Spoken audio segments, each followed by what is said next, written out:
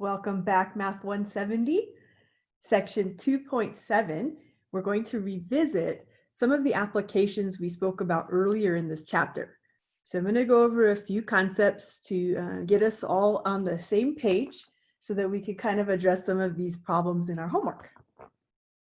So starting with physics. Classic physics problems, we like to talk about position, velocity, and acceleration. For this particular case, and when we do see this in our class, we are going to define the positive direction or a positive direction. So let's define this either going to the right or moving upward. And that makes sense with number lines. If you're going to the right on a number line, you're hitting positive values of x. Or if you're going up, maybe on the y-axis, you have positive values of y the more you go. So if you remember, or even if you don't, we like to recall your memory. We have the derivative of the position.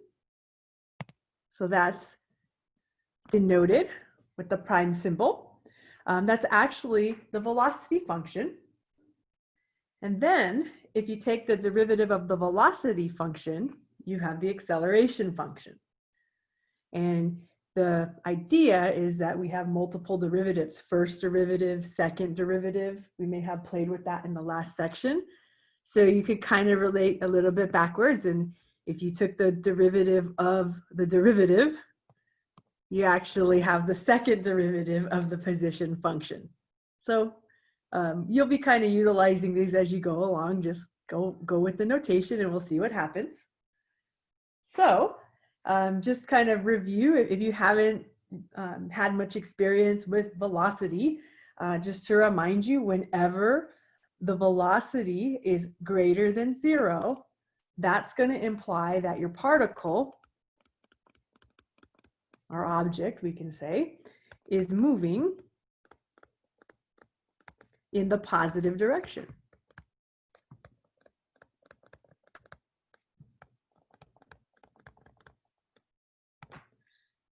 And so you can probably guess if your velocity is less than 0 or negative, your particle is moving in the negative direction.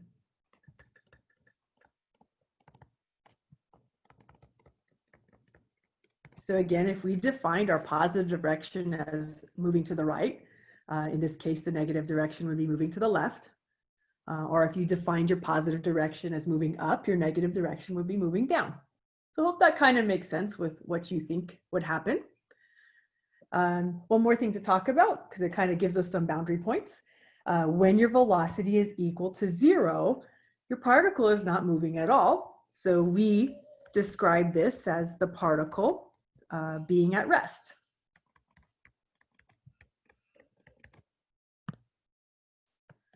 Let's write that a little bit better. Particle, there we go. So some of the concepts that we're going to be applying in the next example, we want to talk about what happens when velocity and acceleration are either both positive or both negative, meaning they have the same signs. So maybe you want to write that in just in case they have same signs.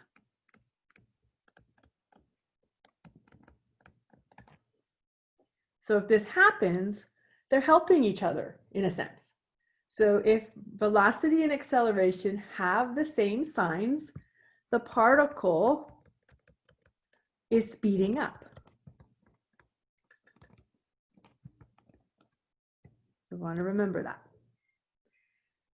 And you can probably look at what happens when your velocity and acceleration have opposite signs. Well, they're working against each other in a sense. So what this does to the particle is that it slows it down.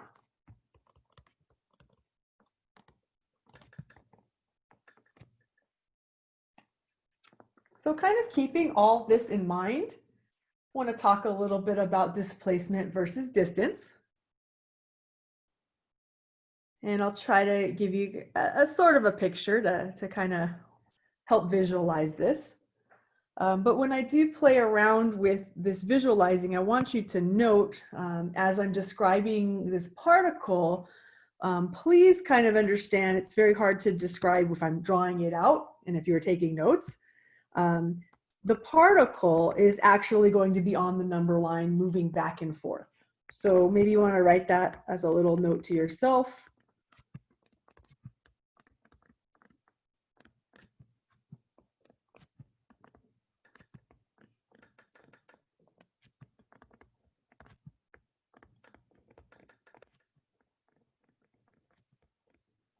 So maybe there's some animations in one of your WebAssigns that could help with this.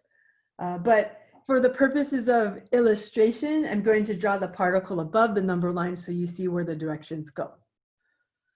So if I can label, we'll kind of keep this nice with integers. Maybe we'll go a little off center. Everyone always has to think 0 is in the center, but not necessarily. So maybe I'll just mark off some nice units, consistent. So maybe 1, 2, 3, 4, and 5. And then maybe a little bit to the left. -1, -2, -3. So once I have my reference point, let's talk about the particle at the time equals 0. So I can kind of illustrate this. Now remember, it was supposed to be on the number line, but for purposes of illustration, I'm going to draw it up here. And the position of the particle, this is the time equaling 0, so our start. And what's going to happen, let's say it moves. I'll illustrate this in green. Let's say at time equals 1, it's maybe about, maybe at the number 3. And we are simplifying this example down quite a bit, but just bear with me. Let me see if I can mark where 3 is. 0, 1, 2, and 3. So let's kind of take the measurement right here. So here's another snapshot. And let's say it took about 1 second. It was measured at time equals 1. So you can kind of see the movement. It's moving in the positive direction. Now let's say we measure it again and we notice, let's say it moves backwards. So let's say we take this particle and I'll label it at the top, time equals 2 seconds. And it turns around, and for purposes of illustration, I'm showing it this way. Maybe I can make it a little bit prettier for you all. But if I could kind of describe it on the number line, what's happening is you're going in the positive direction. So that particle is moving this way, and then it backtracks. And then it stops here. So it stops around, I'll label that, that's -1. Oops, we're not trying to copy anything. There we go. Sometimes my left hand affects the screen a bit. But enough about me. So that's what's happening on the number line. I just kind of drew it above to help you out. And if we want to talk about displacement after 2 seconds, that is described or defined as the final position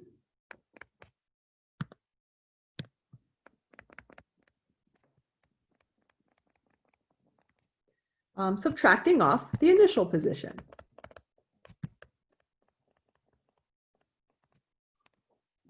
So if we're speaking about position, we're going to call up the position function. So again, if we talk about the movement of this particle, the particle stopped at time equals 2. So remember, if we're talking about position, a little note to ourselves. See if I can write this down. Position is S of t. So in our case, at the final position, the time was 2, so we have S of 2, or the function evaluated at 2.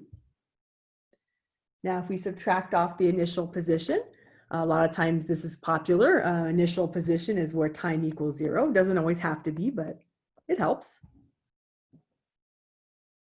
So if we're trying to describe this, I don't have any function that applies to S of t, but we're just going to talk about the position of the number line. So if I can, I'll just kind of label it.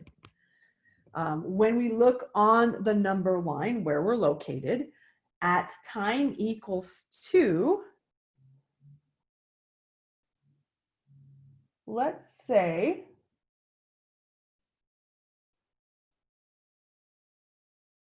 we are at -1.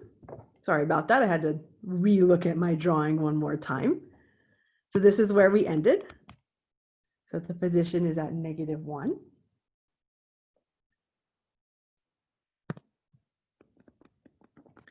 Now, if we subtract off what happened from our initial position, remember we started at 0. Doesn't always have to be the case, but that was our location. So if we do the math, very nice, we end up with -1. But we want to apply this. We don't just want to look at the number. We want to describe what's actually going on with the particle. So if I can, what I'd like to describe is, after I understand what my displacement is, we're looking at where the particle ended up. So therefore, the particle ended up 2 units. Wait, let me count again. That's 1 unit, excuse me. 1 unit to the left of its initial starting position.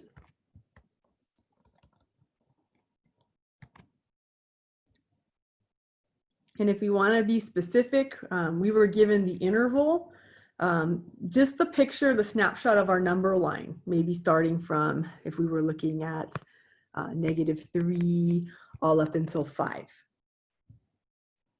But we'll keep it at that. So all you're kind of looking at is how far you ended up, or your displacement is where did you last land? And please always take the number as a description, but you always want to say what's happening in English. And so the sign is going to help you understand exactly to the left or to the right or up or down. And then the number tells you where you're located. So let's talk about how is this different from the distance. So if I can, I might have wanted to leave a little more room. Maybe I can do that. I'll move this description maybe over here. Oh no, let's see. Let me see if I can move a part of it over. I'll squeeze it in. We'll work with what we got. So if I'm going to talk about the distance traveled after 2 seconds, what we're going to look at is where and what happened during these 2 time intervals. So I'm going to describe this in English. We're going to look at distance traveled during the 1st second.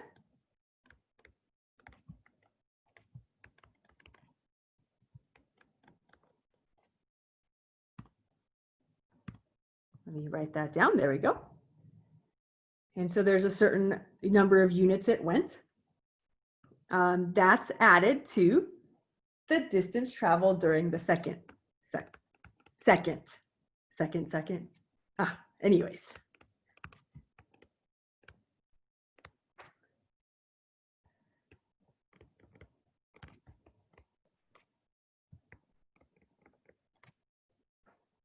Now, we can count this on the number line because we have a nice visual, but sometimes when you have an actual function, it's very hard to picture where your particle is located. We do this with absolute values. So I'm gonna write out what we see visually first, and then we're gonna, how do you say, pick it apart so that we actually know how to do this when they actually give us a function. So I'm gonna leave a little space so I can write in how I'm getting this. The distance traveled during the first second, we just look at how far we've gone. So we see from 0 to 1, that's 1 unit, 2 units, and 3 units. And if we're talking about how far we have traveled from time equals 1 to time equals 2, we would highlight. We have to go back 1 unit, back 2 units, back 3 units, now back 4 units. So we have traveled 4 units. And altogether, you can add, at the moment, it's 7 units. So whether it traveled in the negative direction or positive direction, distance is always positive. And remember, don't forget the S, our position function, it's always a function of time. So maybe you want to write that down just in case, remember. Position. Let's spell it right. I'm usually better at math than spelling, but I try. Position is a function of time. And function notation, you've probably been able to interpret that as you go. So we're kind of thinking about distance. Remember in math, if you're going to describe a distance, you usually use absolute value. So if I'm going to try to describe this mathematically, I know it's easy to look at the picture and count, but remember when the functions get more complicated, we're going to have to take this technique. So what I like to approach is that if I'm speaking about the distance traveled during the first second, I'm kind of looking at their placements and displacements in a sense. So distance is always positive. So this is where the absolute values come in. And so we're going to look at it's kind of the final position during the first second. So if we're going to describe that, that's the S of 1 at time equals 1. If you subtract off the initial position, S of 0. And then if we were to simplify this a little bit, the position at 1, our time equals 1 is 3. Again, I'm saying where am I located on the number line at time equals 1. I'll color code that for you just in case. We're going to subtract off where were we located at time equals 0. And well, we were on the origin again. So if you take the absolute value of 3 minus 0, you get the 3. Now similarly, I'm going to have to move my writing over a little bit so I can make this nicer on our eyes. I'll do that, but I did forget the D. There we go. I love erasers. So we are looking at the distance traveled during the first second plus the distance traveled during the second second. And remember, distance is absolute value, so this is where the bars are coming from. So we're going to look at what happened at the beginning of the first second all the way up until the second second. So we are looking at S of 2, final position. And we are going to subtract off S of 1, initial position right at the start of the first to second. It's a tongue tie there. So I'm really emphasizing my absolute values. Just remember, S of 2, we want to write that in. If we're located there, I believe we're at -1. So you kind of see it on the number line. We subtract off S of 1. And if I kind of remember, where was I at time equals 1? I was at 3. Mark that in orange. So if you play around, -1 minus 3 is -4, but when you take the absolute value, because we're speaking about distance, that's 4 units. And so that's where we're getting our 3 plus 4 equals 7 units. So be careful. Another little caution or note for yourself as we're going through these.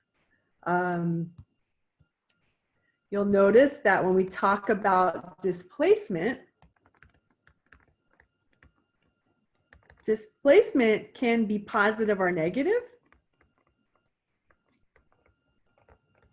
because it implies there's some sort of direction going on, but distance will never be negative.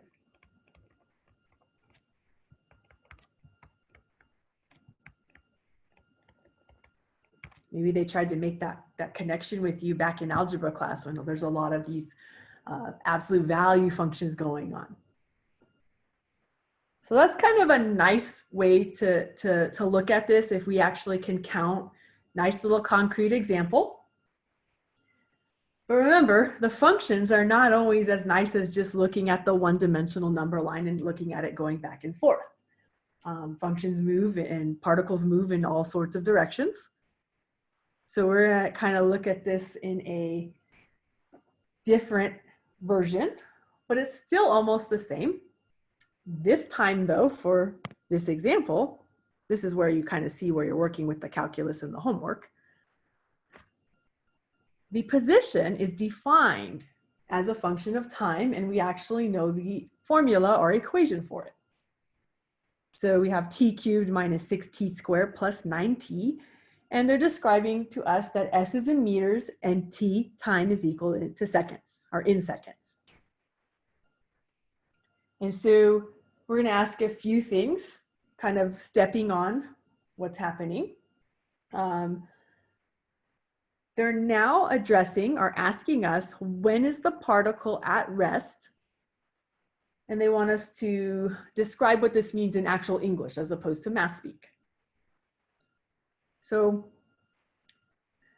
this earlier example is just giving us an idea of what the position is doing. But if we go back to some of our key concepts here, when the particle is at rest, we're interested in figuring out when the velocity is equal to 0. So kind of looking at that. Sometimes I like to write myself a note. So when they say, when is the particle at rest, they're kind of giving us heads up to find the time when your velocity function is equal to 0. Write that a little nicer for you. So first thing, we got to figure out who is the velocity function. They did not give us the velocity function. They gave us the position function. But there's a relationship, and you probably guessed it, involves taking a derivative. So I'll start off by labeling, here's the velocity function. But what it really is, according to what we have in our problem, it is the first derivative of your position function. So if we were to take that, it's the derivative t to the third, so the derivative is 3t squared minus 12t, and derivative of 9t is 9. So that is the velocity function, but we want to figure out what values of t make that velocity function equal to 0. So that's where we're setting our result, or setting our derivative equal to 0. And so now we finally get to do something. Once we find the derivative, what can we do? So we're going to solve this equation. And so you have to go back and pull through all of your math you've ever done, and you can notice that it is a quadratic equation. And sometimes might be easier or quicker if we can factor this quadratic equation. So I do see that there's a GCF that can be pulled out. So that gives me a 3 with a t squared minus 4t plus 3. I like it when it factors out like that. So I just have a single t squared. Still continuing that it's equal to 0. And then I'm hoping I'm really hoping that it factors down even further. That's a trinomial, the famous ax squared plus bx plus c form. So factors of 3 that add up to -4, I have t minus 3 and t minus 1. And that should still be equal to 0. Now you can still write the 3 in if you'd like, but you're noticing since it's a constant factor, if you were to divide it out, it just disappears at the end.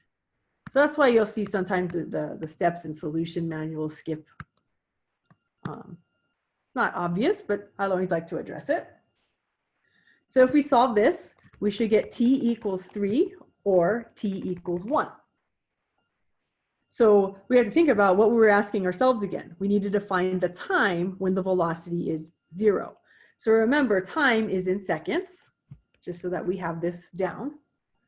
So if we're going to interpret this for ourselves, that's this part. Interpret your answer in the context of the problem. This is where you make the big bucks as a mathematician. Not just doing a lot of formulas, but can you explain it in plain English?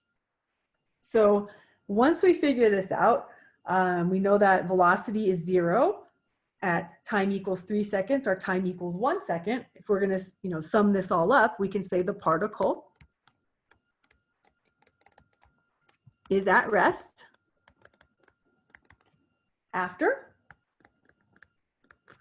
1 second and after 3 seconds.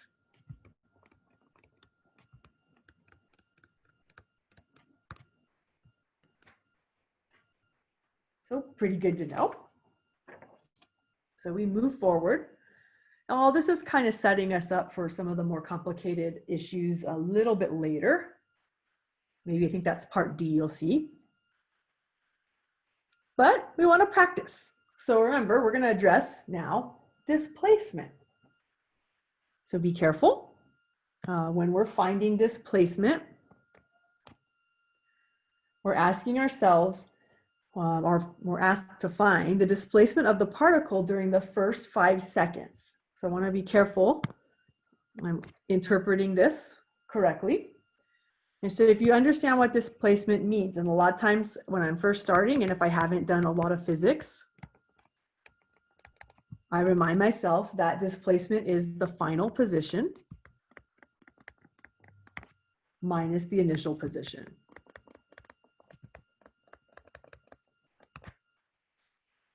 So then if we're talking about position, that always has to do with our S of t. Position as a function of time.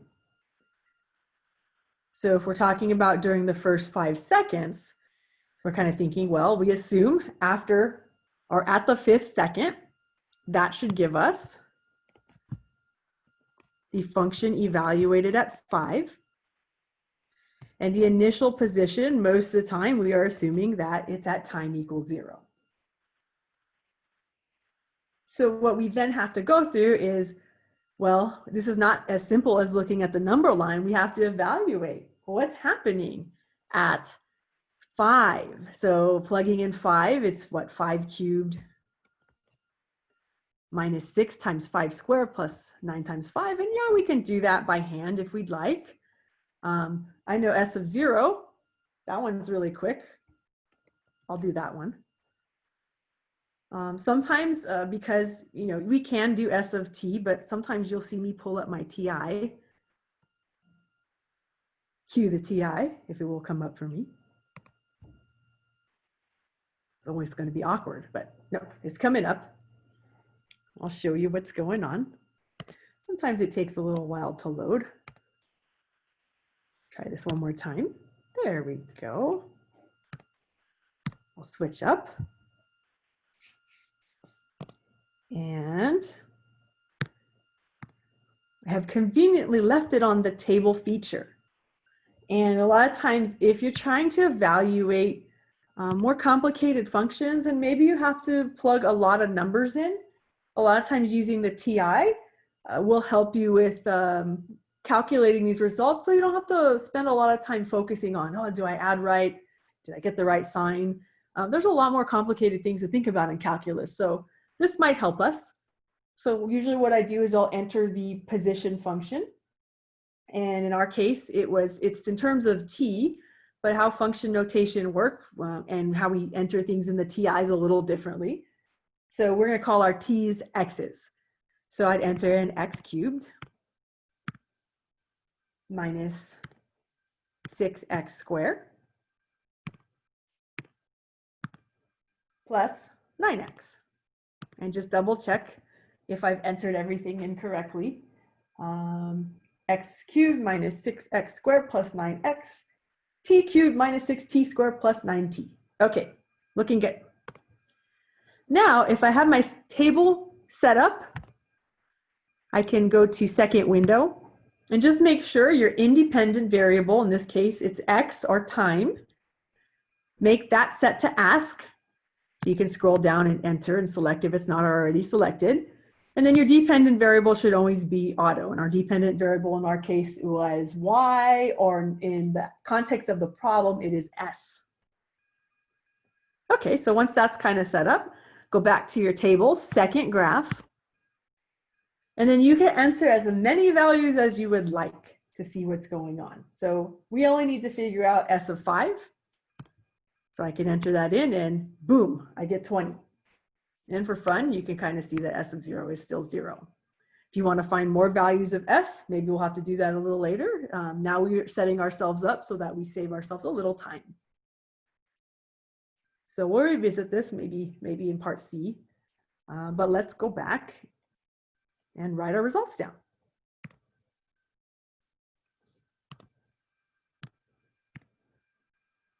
Okay, so s of 5, if you remember, we calculated it to be 20, and I know you could have done that without a TI, but you know, saving time, very nice. When we calculate the result of this, 20 minus 0 is just 20. Now it's all great to get a number, but remember, if it applies to a real life problem, we want to interpret this. So if we're going to interpret this, we can say, therefore, displacement is telling us the particle ended up 20 meters to the right of its initial position.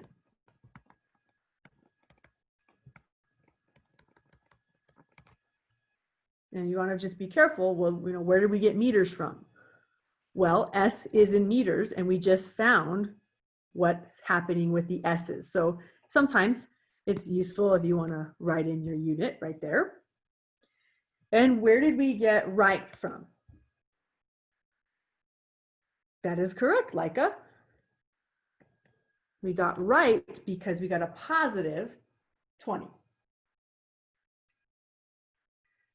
So let me see if I can read this over again. The particle ended up 20 meters to the right of its initial position, and maybe to make sure that you're not leaving anything out, I probably would attach on, not stop that sentence right there. I probably would kind of say something, it's happening after 5 seconds. Because there might be other times that people are asking about. So kind of keep that in mind. I know when we take tests, a lot of times the math is great for all of you, but remember using the English part, that's what we're testing a lot as well. So write the right units and you should be okay. So now that we found displacement, let's play around with distance a bit. So we want to look at the distance traveled after 5 seconds and then do the interpreting one more time. And this is where, if I'm going to approach this problem and I don't have a visual, I'm going to try to relate this to maybe a one-dimensional idea. So before I can understand, you know, how many distances do I add up, I need to understand, did the particle, was it moving straight with no stops for 5 seconds, or did it rest along the way anywhere in between those 5 seconds? So this is where, a little note to myself, I might draw a little sketch. Identify the times where the particle was at rest.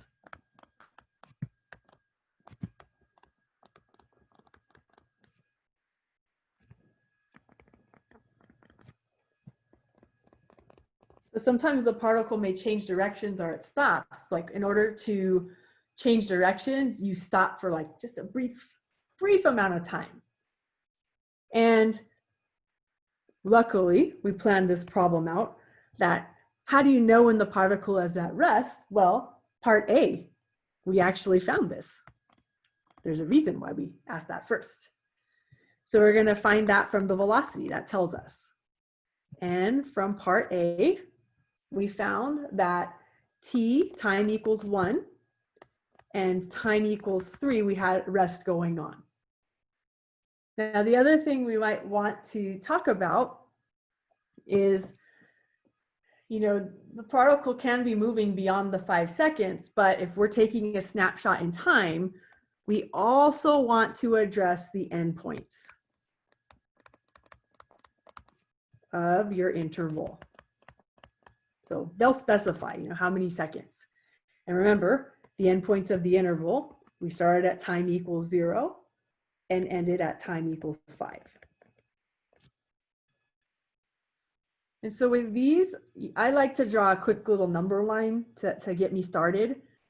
Sometimes you can visualize it, but it's kind of nicer to be able to code it along. And kind of mark off, well, if I have 0, 1, 2, 3, 4, 5.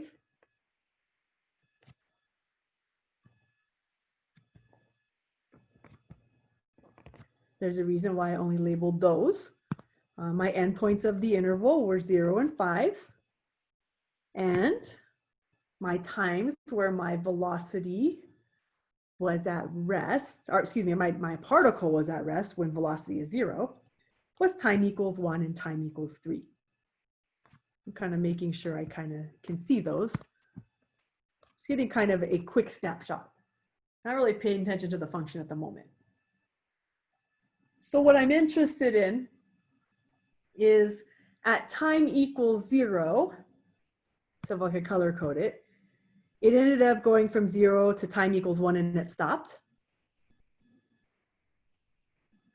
And from 1 to 3,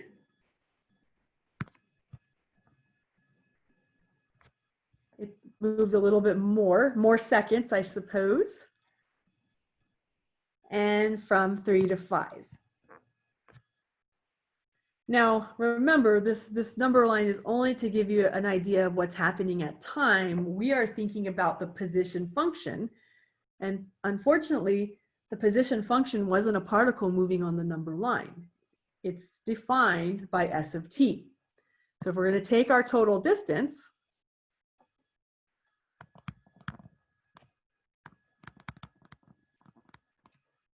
we can find this by trying to understand how did we represent what's happening from 0 to 1.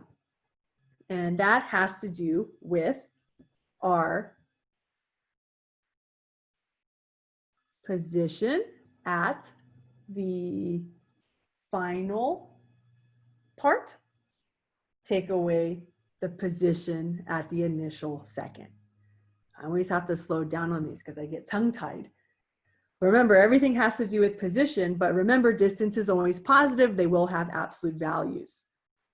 So the way I want to describe this is I'm looking at the absolute value of s of 1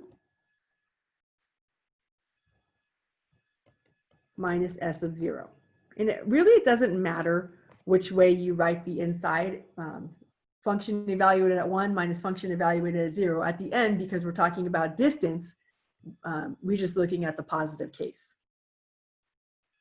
So I know the first part, if I'm going to calculate the total distance, I may need to give myself more room because I need more time. More time, more distance, more space. So I have s of 1 minus s of 0.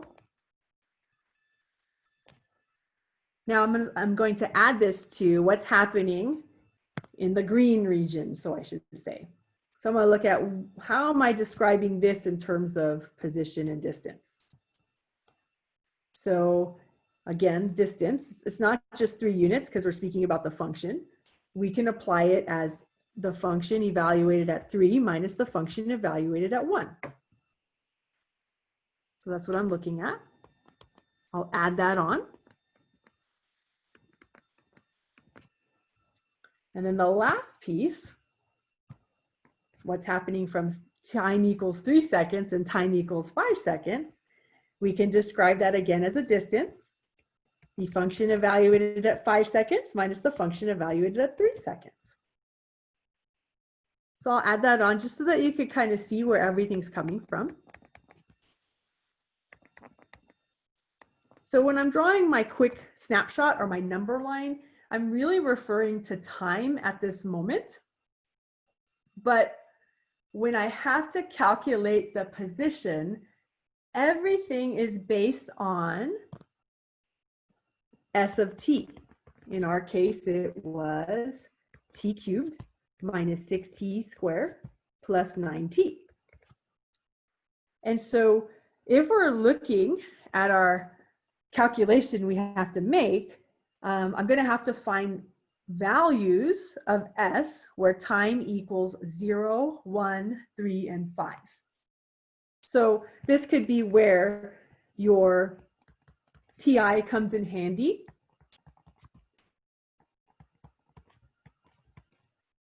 Is it, if you're calculating a bunch of time values, yeah, we can do this by hand, but might as well see what we can do with our TI. We already calculated the function evaluated at 0 and the function evaluated at 5. So I'll just pull up my table again on my TI. I already have that entered anyways. And let me maybe enter in what happens at x equals 1, time equals 1 second. And what happens at time equals 3. Not 33. 3. There we go. Okay, so we get a 4 and a 0. So I go back, utilizing that technology a little bit. And I just compute, okay, the function at time equals 0, the time equals 1, we have 4. Time equals 3, the position's at 0. So what we end up doing is taking these values and plugging them all back in to our calculation for total distance. So if we can, S of 1 is 4. Subtract off S of 0 is 0. We're adding this to S of 3. So that's 0. Subtract off S of 1. In that case, it was 4. Add that on, it's distance. S of 5 was 20. S of 3 was 0. It's kind of nice. And then we do some fun math. And we say, okay, well, absolute of value of 4 minus 0 is still 4. Absolute value of 0 minus 4, absolute value of negative 4 is positive 4. Absolute value of 20 minus 0, or absolute value of 20 is 20. So now we have the total distance traveled is 28, and we think, well, what are we supposed to address in terms of units? Distance is in meters. And if you want to interpret this, that's the second part of the problem. When you think you're done with the math, always double check what they want us to interpret in the context of the problem. So we can kind of restate what we were asking. So after 5 seconds, the particle traveled 28 meters. And then you have your interpretation. So just be really careful. I know I'm repeating myself a lot. When we're looking at our interpretation and our quick little sketch on the side, that was merely to help us figure out what values of S that we needed to calculate. Clearly, the distances that you see on this time number line do not align with the 28 meters. They look like units as opposed to the number of meters. That is because your function is defined differently than just the position on the number line. There's more complication to it. So just take your time on this. The math is not too complicated. It's just the fact that when you're trying to set everything up and label it, that's where the complication comes in. So a little more practice on the homework with these, and I know you have some experience. Now I want to give you one more.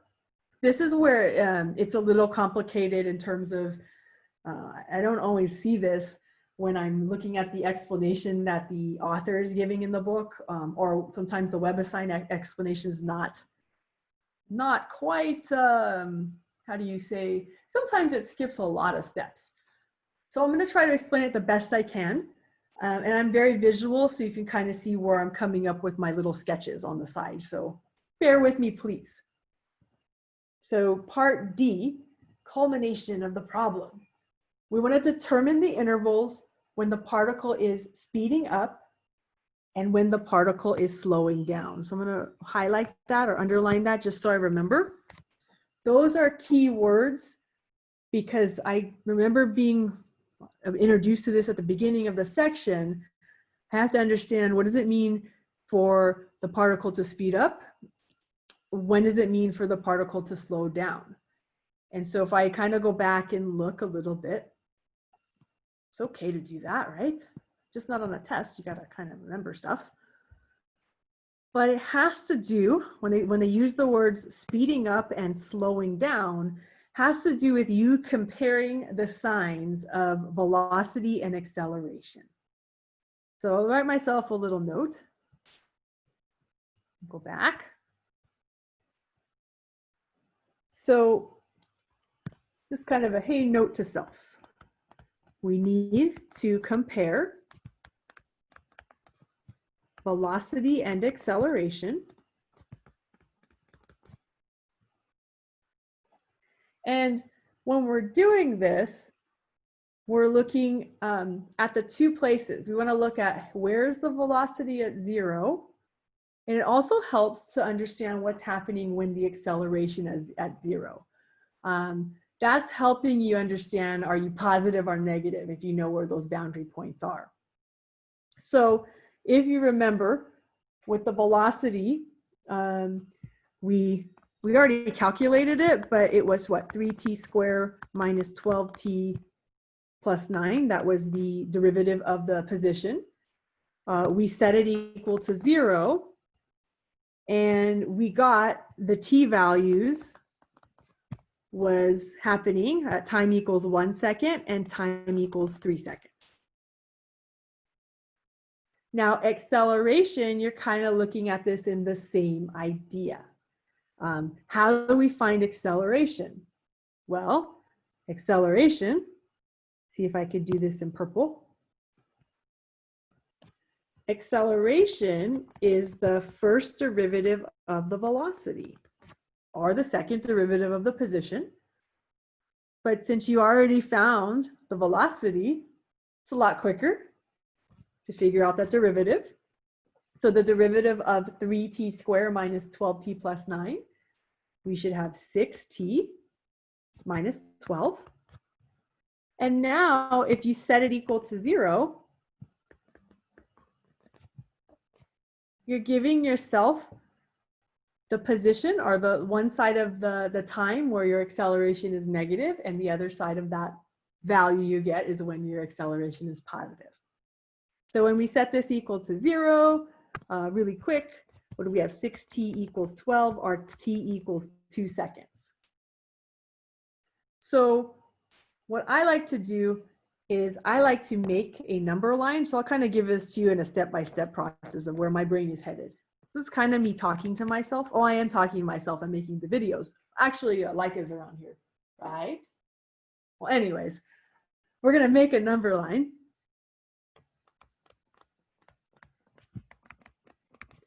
For velocity and acceleration.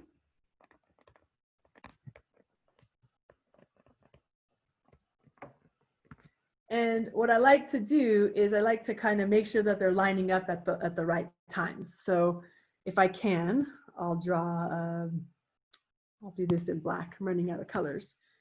Here's a nice little number line for velocity. And what I'm trying to mark off are what were those critical points? Well, velocity, we always like 0.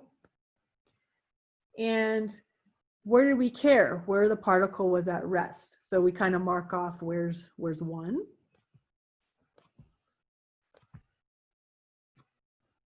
So let's see, let me label that, that's 1. And then where's time equal 3 seconds? And so what you see me doing, and there's a couple ways to play with this, those numbers that I just found give me an idea of signs.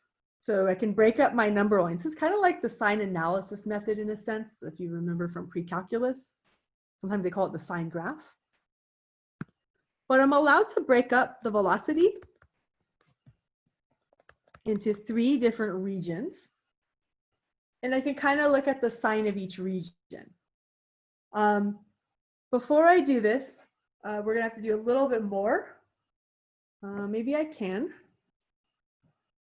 Yeah, I mean, we could do this now, or I can kind of add this on. I'll do the acceleration below. How about that? I have no objections, so I'll move. Okay, so what I'm gonna do the same thing for acceleration, but I'm doing it right underneath. And again, I'm not lining up the x, well, they'd be t values. And so with acceleration, what I care about is time equals 2, because that's where my critical value was. So remember, I'm lining up the same values so that they're the same distances apart. And this 2 is going to break up your acceleration into 2 different regions. Okay, so what I did after I made a number line for velocity and acceleration, I marked the places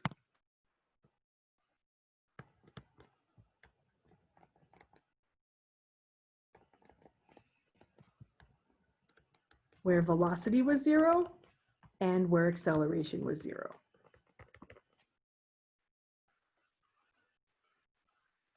Now you can calculate signs at this point. So this is kind of do sign analysis. I will do this in blue. So kind of look at or analyze the sign of each region.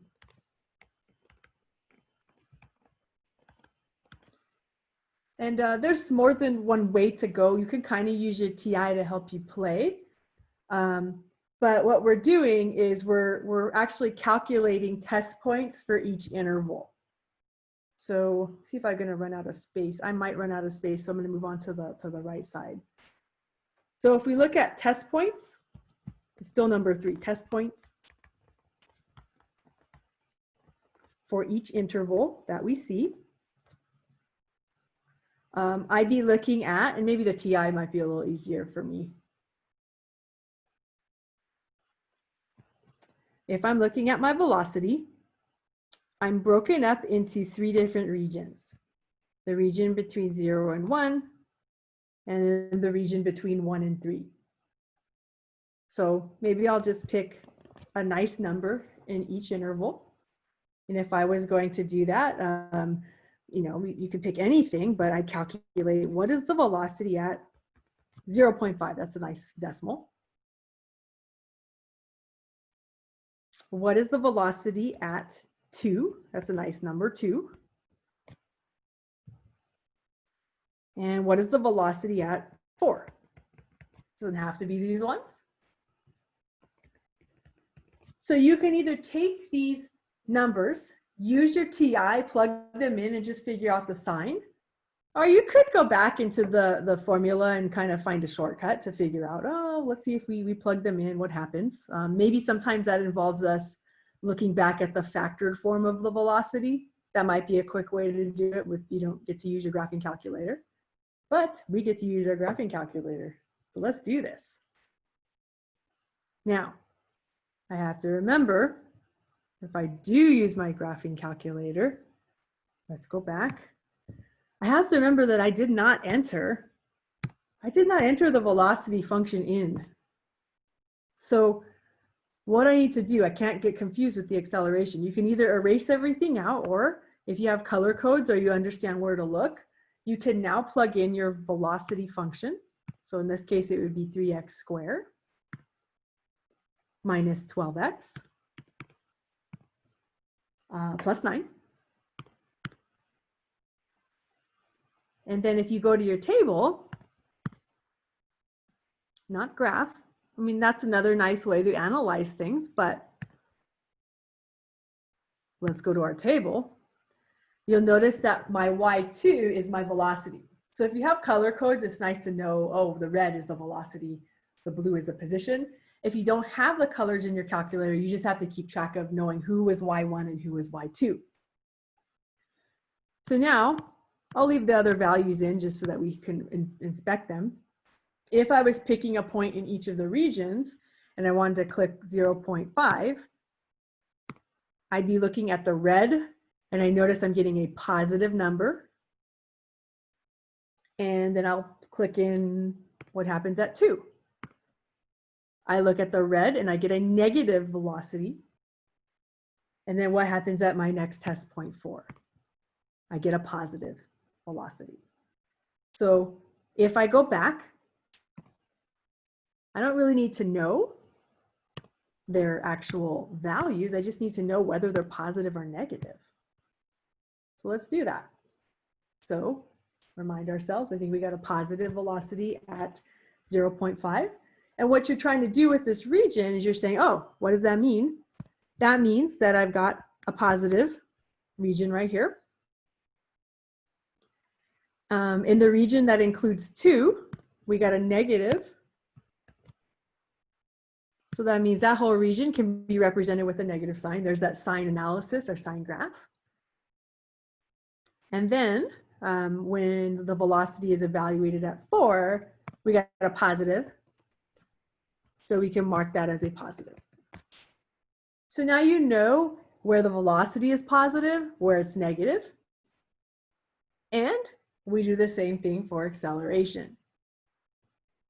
Now with acceleration, I can type it into my TI, but I notice it's not as horrible. I don't have to worry about anything in terms of a 6t minus 12 is not too bad.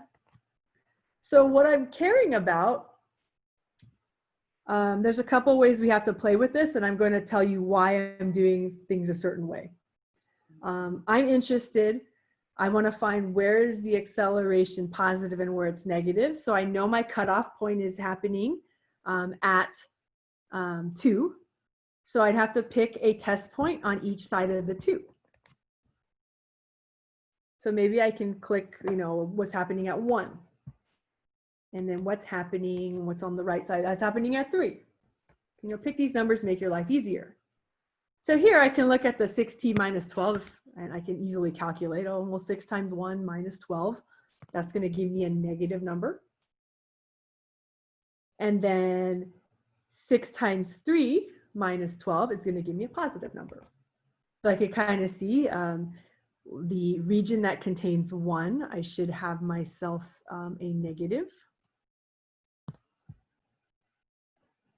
And the region that contains the 3, I should have myself a positive. So see how I did sign analysis. So after you kind of figure out the signs of each regions, the next thing you'd want to do is you're trying to compare signs, and you're trying to make it so that each region maps exactly to the region you're looking at for velocity and acceleration. So this is where I would take a little bit of time, or one extra step, and I would mark off every important point. And I'll use important, usually it's critical, but for now, mark off every important point on both of the number lines.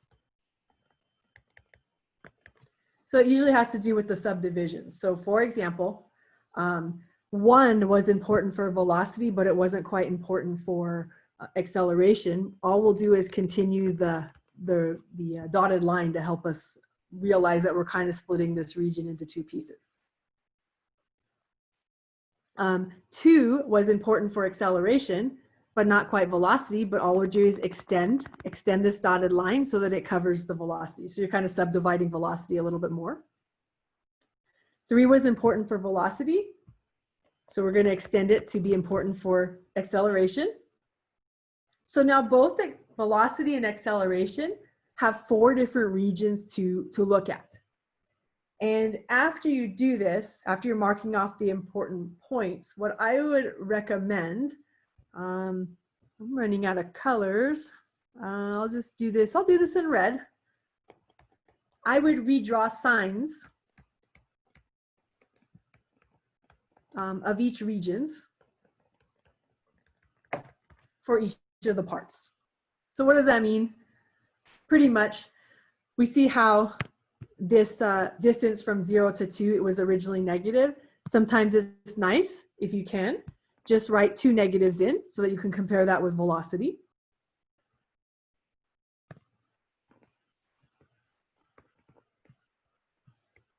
Okay, oh, I didn't want to do that. Similarly, if we notice this region for velocity in between 1 and 3, it was originally negative. It's nice, if you can, to redraw the signs so that you have 2 negatives so that we know what's happening with this. Also, we subdivided the acceleration. It was positive region for all of this, so we know that we should have 2 positive symbols.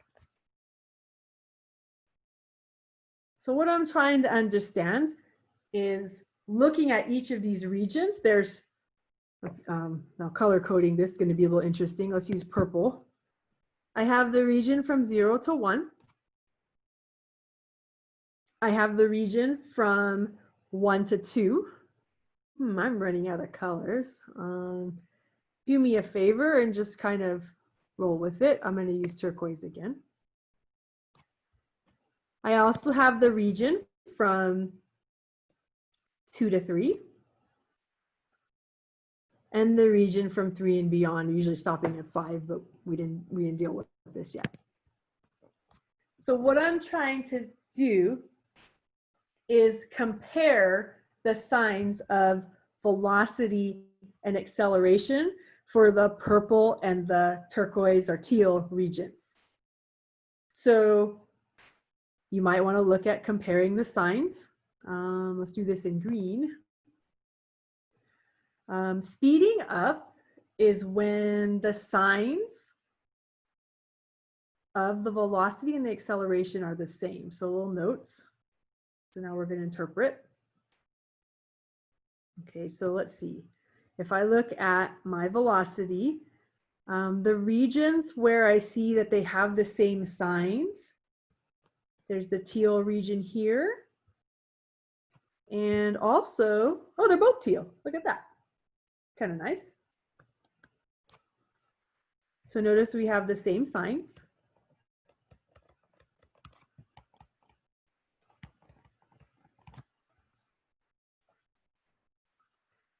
So if I want to interpret this, the speeding up part, you may want to describe this region. That teal region, if we're going to describe this in interval notation, should be 1 to 2.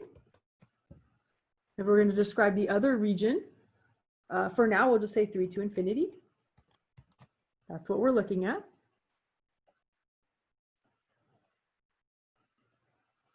The other idea is looking at where the signs are different. So for slowing down, we end up looking for different signs. Velocity is positive, and then acceleration is negative. Purple region. If you want to describe this region right now, just to get it over with, that is 0 to 1. And then also this other purple region right here, the velocity is negative this time and the acceleration is positive. So I have different signs one more time. Sometimes they alternate, sometimes they don't. If you want to describe this region, that is 2 to 3. So you're really analyzing what's happening when you're comparing the velocity and acceleration. So if you want to make the conclusion, you got to be careful. We're not just combining all these regions together. We want to really be clear that the particle, this is the interpretation, is speeding up on the interval. And we believe we kind of labeled those as green. So our interval, if we're going to describe this, we go all the numbers between 1 and 2, but then we skip. So we have a union with all the numbers from 3 on out to infinity. So it's speeding up on this interval and slowing down. Let's write that G a little nicer. When the signs are different. So that would be on the interval. This time I marked them in red. It's all color code. In this interval, we had all the numbers between 0 and 1, united, union, with all the numbers between 2 and 3. And we have just answered that question. So I'm huge on color coding, but if that bothers you, you could kind of do the comparison. I think it's a nice visual way to really see and demonstrate that when your velocity and accelerations have the same signs, that's when you know you're speeding up. And when your velocity and accelerations have different signs, that's how you know you're speeding down. So being able to describe those intervals, really important. I know we see problems in the homework web assigned as we go. So it does take quite a bit of time, but a lot of these I always like to go over just to make sure you have a strategy so that when you see them, you'll have a better time approaching them. So there's a little physics coming your way. For all you economics people, I got one more application, and then we're really picking these two apart. There's many more applications of calculus, but right now we're introducing maybe, it's kind of the, not really the favorites, but the majority of you in here kind of, you're looking at it either one way. Some of you are for economics, some of you for physics, and hopefully you can apply it to somewhere. So we're going to look at economics, kind of in the sense of cost, revenue, and profit, a classic problem. And I kind of set up the situation for you already for your notes. X is the number of units you're producing. The C of X function is the cost of producing X units. The R of X function is the revenue from selling X units. And profit, P of X, from selling X units. And if you remember, kind of if you subtract your cost from your revenue, just so that you see that. Profit is revenue minus cost. Sound familiar? We've done this before. Well, maybe not in this class, but I know it's a common problem. In a popular question, you know, a lot of people are, how do I maximize profit? It's really big on here. So there's a couple ways to do it, and we were talking a little bit, I know we've done this before in algebra class. If you know the profit function and you know that it's a nice parabola, you can kind of tell that your maximum profit usually ends up being at the vertex. And yes, that's a way to do this, and that's fine, but we're going to use calculus to interpret this. A lot of times your functions are not nice parabolas, so we have to have a way of figuring out where are those maximums and minimums. So there's a couple ways to play, but I'm going to give you a nice shortcut in a sense. It makes the algebra to getting the X values a lot nicer, but then you have to know a little calculus, so there's a trade-off. So if I could define marginal cost and marginal revenue, and I'll kind of set it up so that I'll give you the punchline first, and then we'll go backwards. Marginal cost is actually if you're going to calculate it, we look at the first derivative of the cost function. Marginal revenue is the first derivative of the revenue function. So that's the math that we're going to have to be dealing with. But I do feel the responsibility to try to relook at marginal cost a little bit more. We want to really analyze this. And I know we did talk a little bit about this, I think when we were playing with drones. Well, we weren't playing with drones, but we were discussing the possibility of the drones. So I think we kind of addressed it, but let's relook at this. Now, a lot of times in calculus, sometimes it's impossible to try to find the actual cost function or try to actually do the exact calculation. So what we end up having is an approximation. So if I can also give you an idea, when they describe the marginal cost, rate of change of cost per unit produced at the given level of production. And if you kind of think about this, rate of change of cost per unit. So if we're kind of thinking about this as a fraction, cost over units. And unit in our case, I wanted to say U, but it was really X. Remember how that per always gives us a heads up of who the fraction bar is? But when we talk about rate of change, rate usually gives me a heads up, hey, there's a derivative involved. So this is where you're going to see the dc dx notation. So remember we talked a little bit about the Leibniz, like I said, the Leibniz notation for the derivative, and then versus the prime notation that we're dealing with here. So sometimes that's helpful when you're interpreting some of the real life applications. Now, before I get into all this, some of the math will be quite nice, but we want to talk about how we could estimate the marginal cost. Sometimes, like I said, it's not possible to calculate it. So let me give you another idea, an estimation. So the marginal cost can be approximated, and we'll kind of go through this just a little bit to see, by looking at the differences of costs of making one unit. So if I can kind of denote that for you, just in case.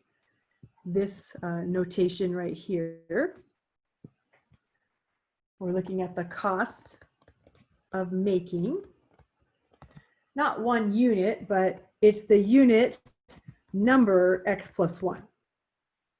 And we'll have a chance to apply this and really give you a concrete example to help you out.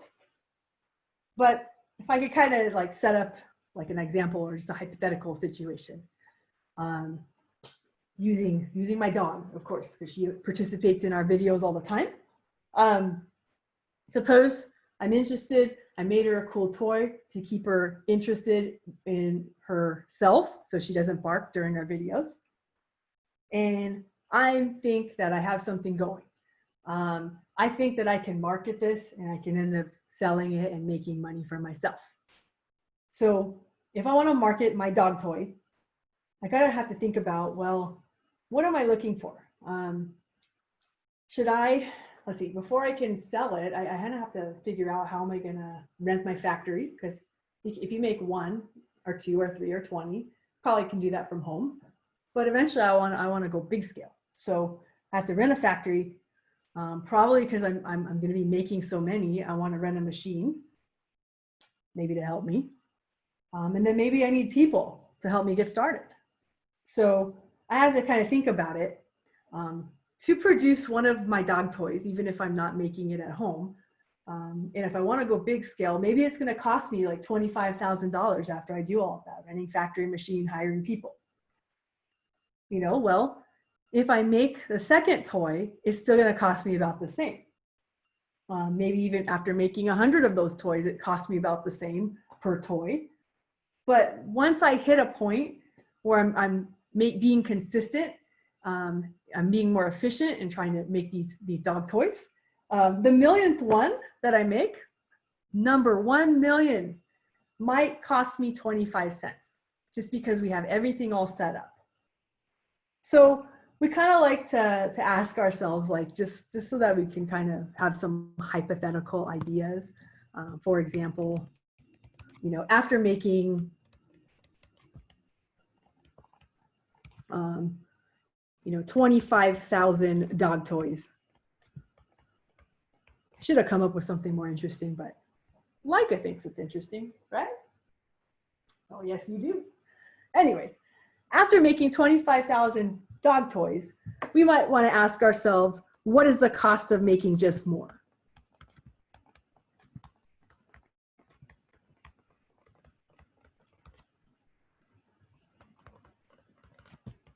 Just one more. Let me make sure I'm clear. Sometimes I skip.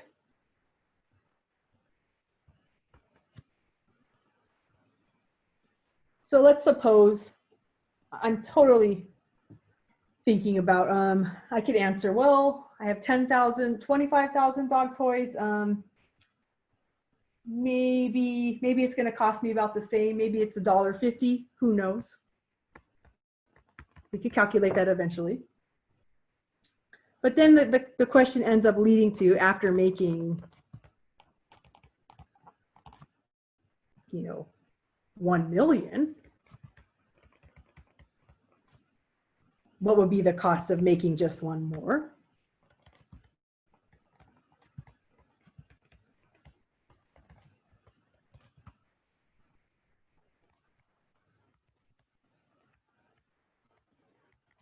And 1 million is pretty far away from 25,000. So this is where we could say, maybe it's about 25 cents. So the more we make, the more efficient we are, and it's easier to create more as we go. Another example I could kind of think about, I don't know, you look at TVs. I hope this doesn't get too outdated by the time these videos are still out there, but HD TVs. And I know there's more fancier one now, but I'm just looking at what I have right now. Years ago, about 15 years ago, if we wanted to find an HD TV with a very small screen, cost about like $7,000. Now, after it's evolved, if you want to get something with an HD TV, it's a lot cheaper. A larger screen, something could cost $200. So this is kind of the idea behind a lot of this. So just want to set you up for understanding, why are we taking the time to approximate. And a little notes if you're interested.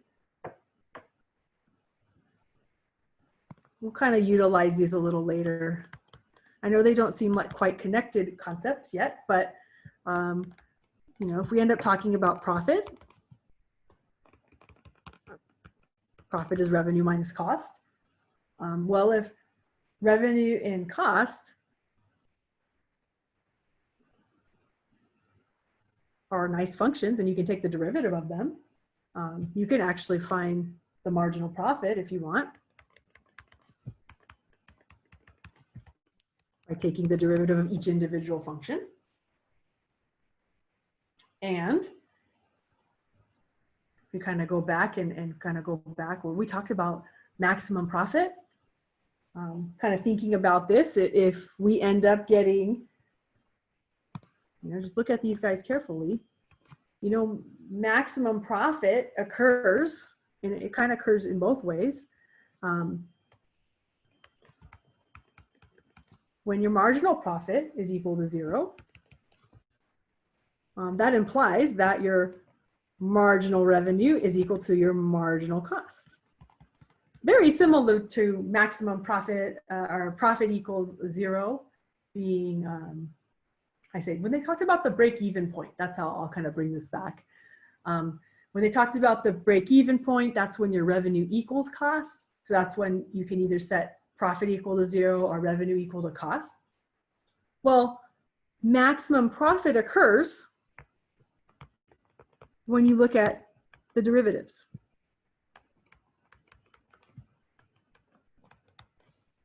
So here's a little bit of idea around this. And you're going to find later, we're going to hit chapter 3 a lot. A lot of times taking the derivative gives us a heads up of where our maxes or mins are going to be. So this is what's supposed to make our life easier if we're doing some hand computations. This is an overall idea. Before I move forward, I just want to kind of show you if I'm trying to interpret things with actual numbers so that you can kind of understand what was I talking about when I'm talking about this approximating the cost of just making one more, and how does it relate to when we just see the function notation without the derivative. So one more example. I know these examples take a little long time. Some of the problems in this section you can figure out without meeting me, but these I always want to spend a little more time on because I don't think we've ever really dove into these when we were dealing with pre-calculus or algebra. So I'll do my best. Example 2. We're mathy, so we're interested in making calculators this time. So let C of X equal the cost, and I'm always going to make a big deal. They always have to define, what kinds of units we have. We're speaking about thousands of dollars, and we're trying to make X thousand calculators. We want to interpret the following in terms of the context of the problem. So sometimes this is a little struggle for a lot of us because a lot of us are really math-minded and we're very good at computing. But sometimes translating this from math to English is tough. But again, like I said, that's what makes you the big bucks. So if you can do that, you're in good shape. So let's look at the difference between the function notation when we're just speaking about the cost function versus the marginal cost. So if I look at this in math, C of 10 equals 34. So if I was to say this in English, try to describe this to my boss, who's not math-minded maybe. The cost of producing, so what are the units here? In the case, this units is 10, but it's not 10 calculators, it's described in terms of thousands. So be careful. So 10, X equals 10 is actually 10,000 calculators.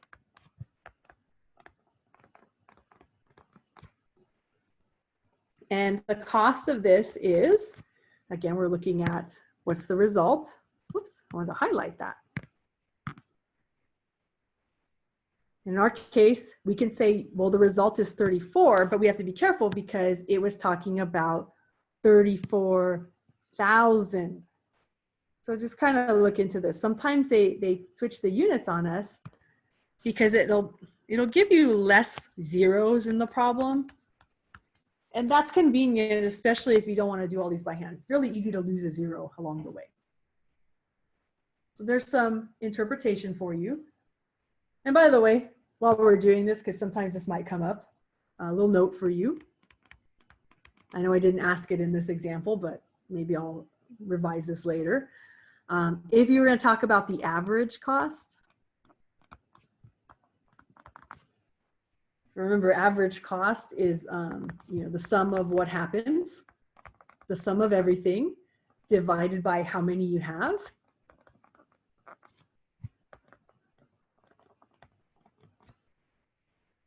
Well, if we take our TIs, or actually dividing by 10 is not horrible, but I'll help you out with that.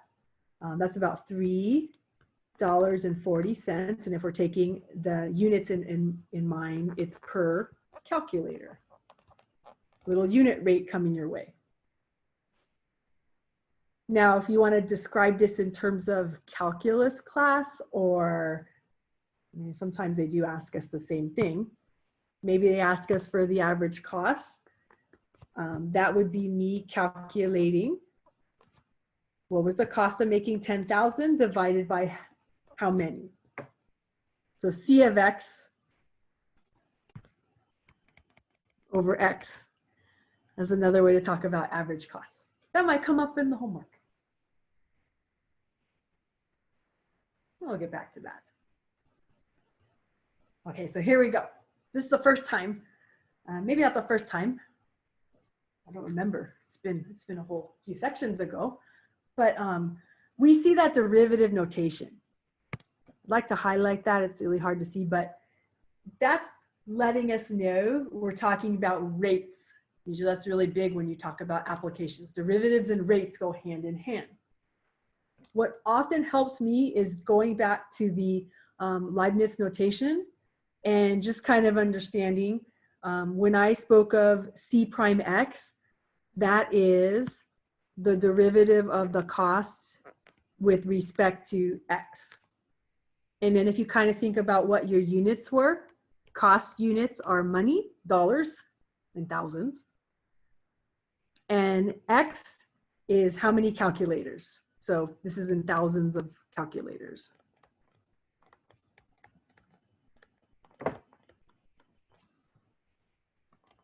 I should kind of also go back to the context of the problem to make sure I'm looking at dollar amount.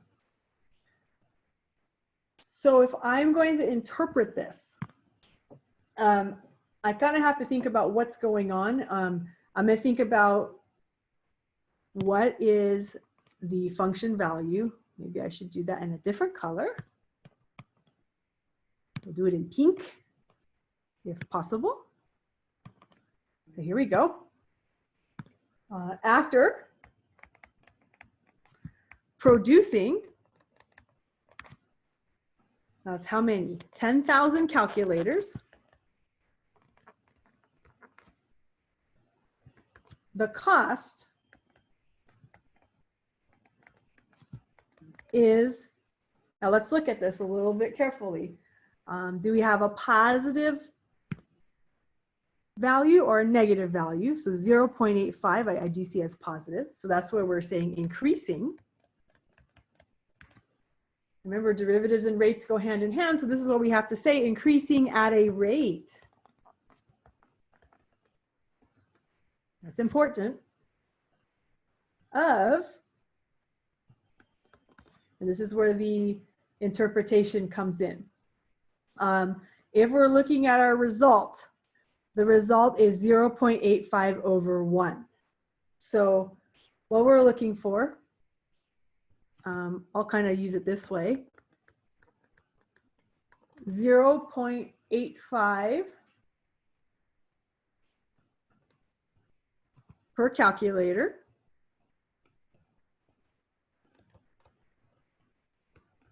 And if I can be a little bit more precise, let me see how, I mean, I know we can interpret this by looking at this, but let me go with the units of the problems just a little bit more. I'm actually looking at, this is in thousands. So 0.85 times 1,000, that is 850. But it's per 10,000, per 1,000 calculators, I believe.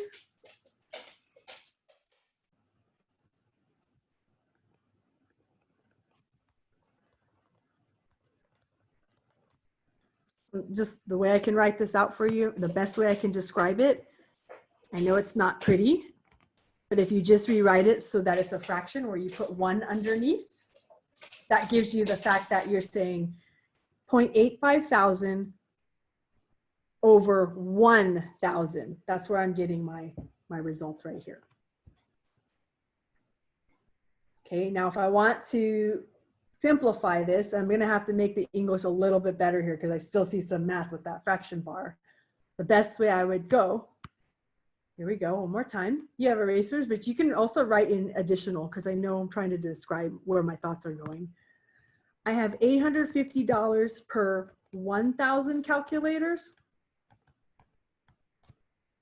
But if we were to do the math on this and actually divide 850 divided by 1,000, this is where you see me kind of jumping to 85 cents per calculator.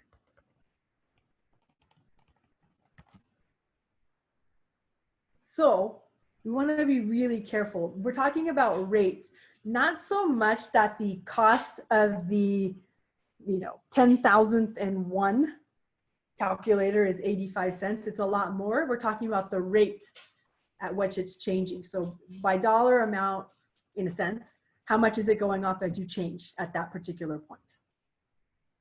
So that could be a lot to handle. I always recommend, sometimes we don't catch it the first time around. And sometimes by the end of calculus class, we don't quite get it. You have to do a lot more examples and a lot more interpretation, and eventually you start to understand a little bit more about what's the difference between describing the derivative or marginal cost versus just the cost and so on. So let me give you another idea. One more time. Yes. Yes, I see you're very excited to learn about estimating this marginal cost, Leica. We're almost done. So what I'm interested in estimating, I want to remember that I'm looking at estimating the cost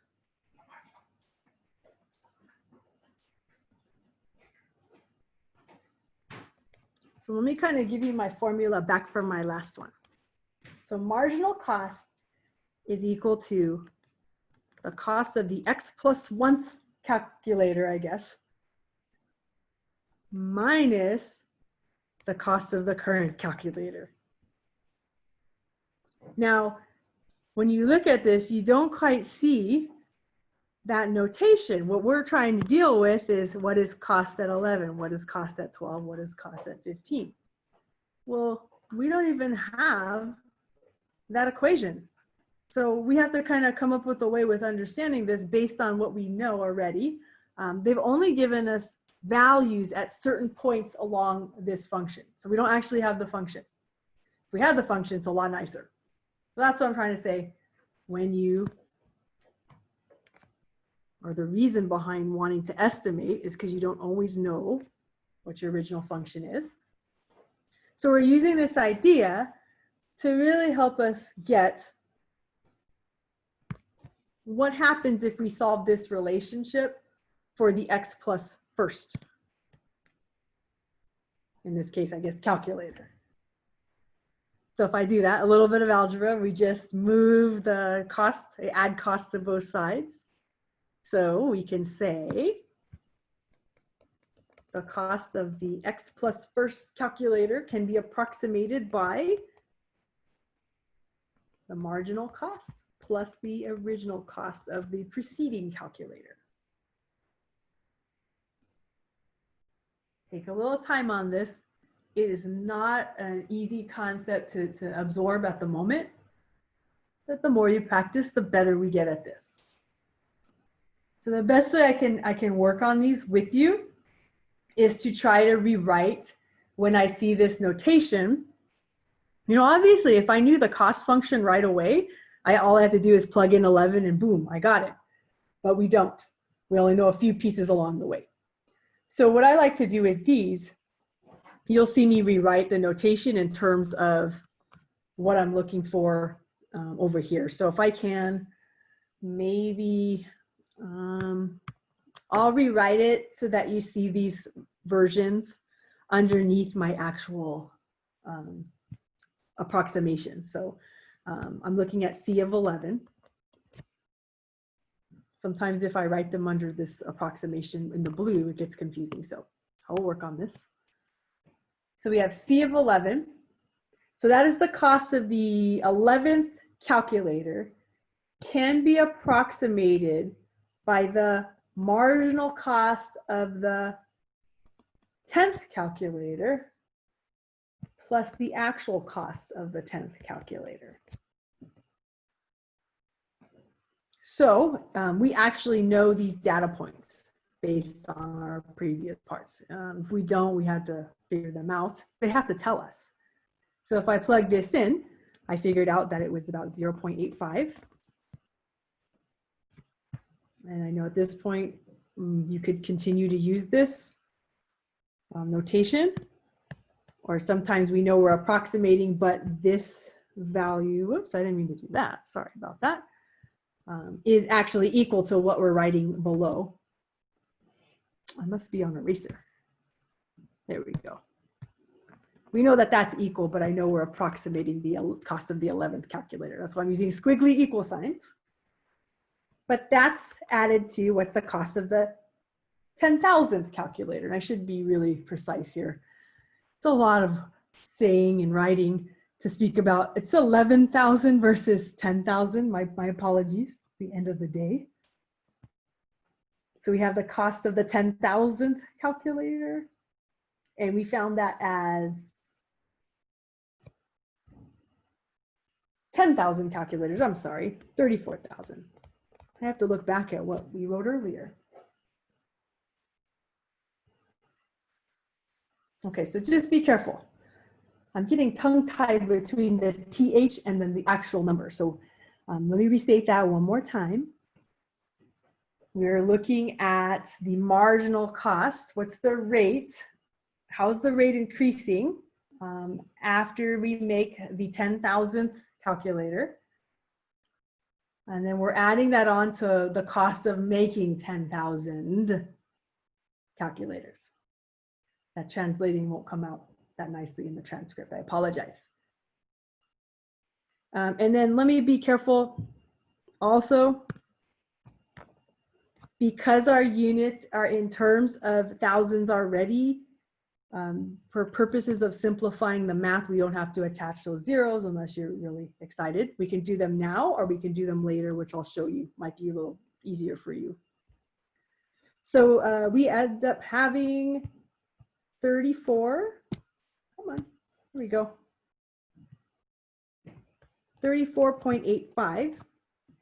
And if you want to interpret this, you can say the cost of making, here's where you can bring back in the thousands, 11,000 calculators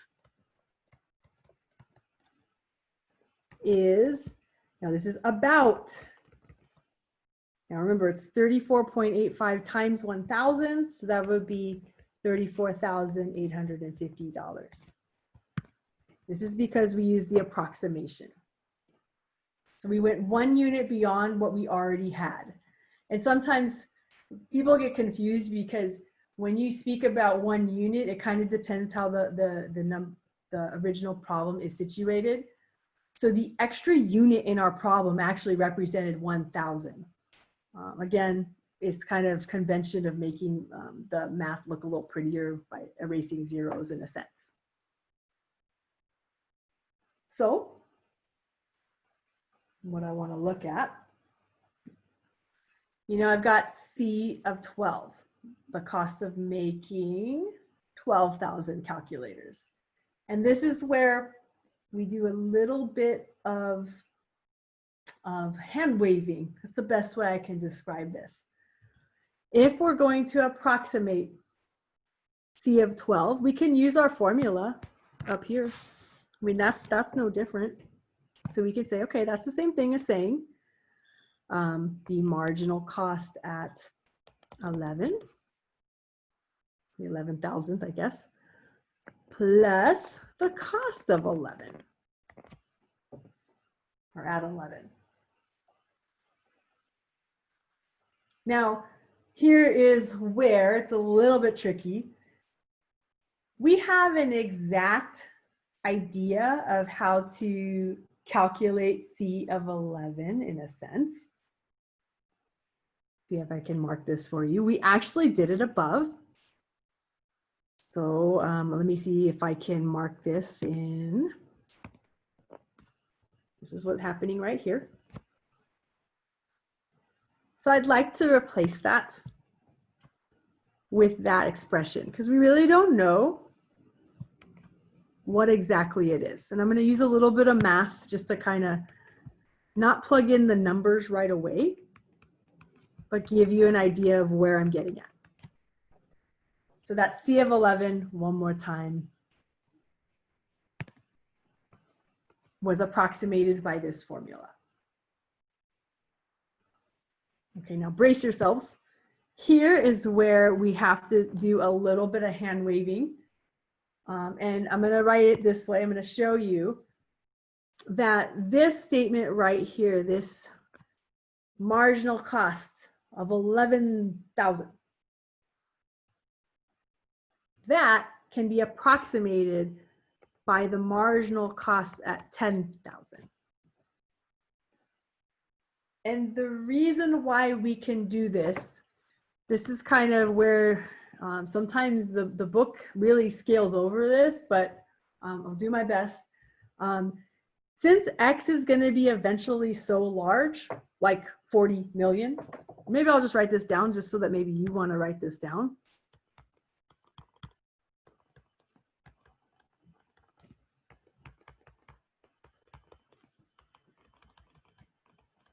So remember, 40 million is a long way away from 10,000 or 11,000. They're relatively far away.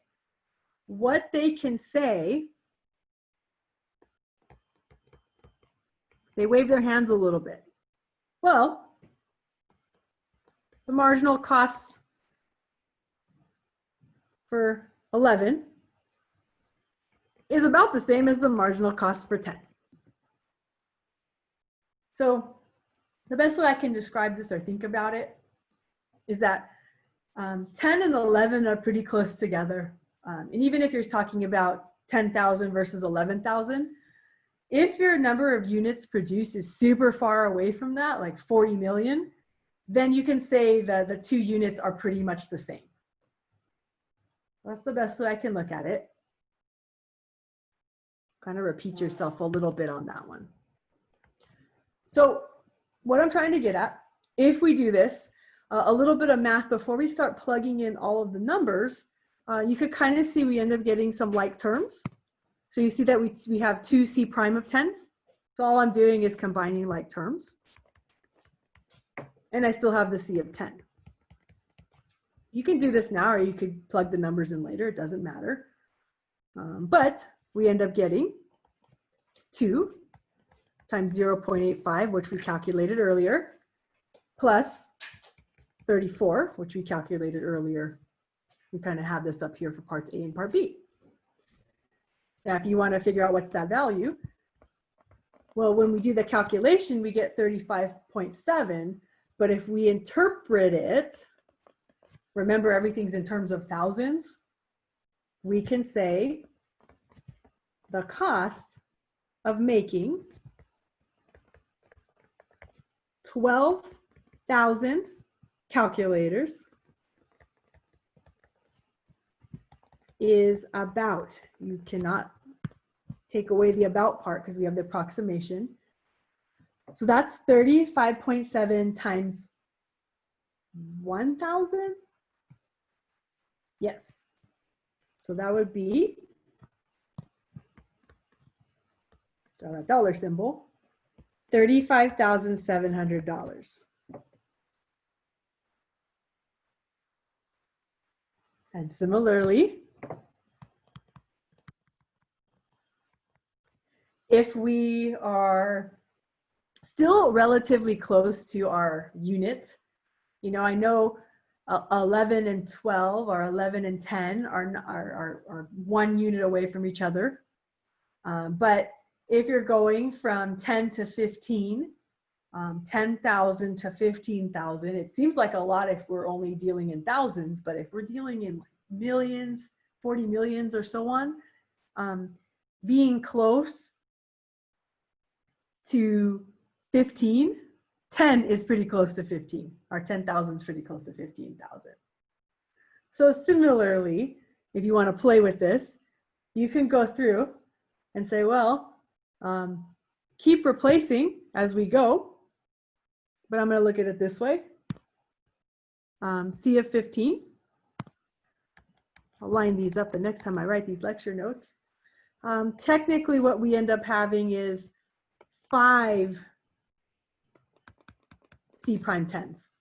Feel free to develop it the same way I've done with the C of 12. It takes a little bit of time, but you've already been sitting here enough and you might have some video fatigue. But this is, again, the hand waving. We're so close that we can figure this out. So we have this. And that will leave us, these are the values we know we actually have exact values for. So that gives us 4.25 using your calculator, again, plus the 34. And at the end, we get 38.25. But then if we go back to running through this.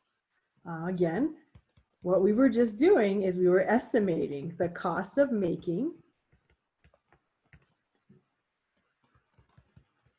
15,000 calculators is about, and again, that's where the estimation is coming from. So that's 38.25 times. Excuse me, the first time I sneezed. 38,250. This is telling me I have to end. So remember, that's 38.25 times 1,000. So to get another idea of how this is being explained, or maybe a different viewpoint, maybe mine's not working for you, I always kind of encourage looking at different sources, but use the ones that are verified. Don't just go anywhere on the internet. Maybe you want to look at example 8 on page 176 in your e-text. That might give you another way to approach the problem or another way to look at it. Feel free. Let us know if you have any questions. I will see you the next section.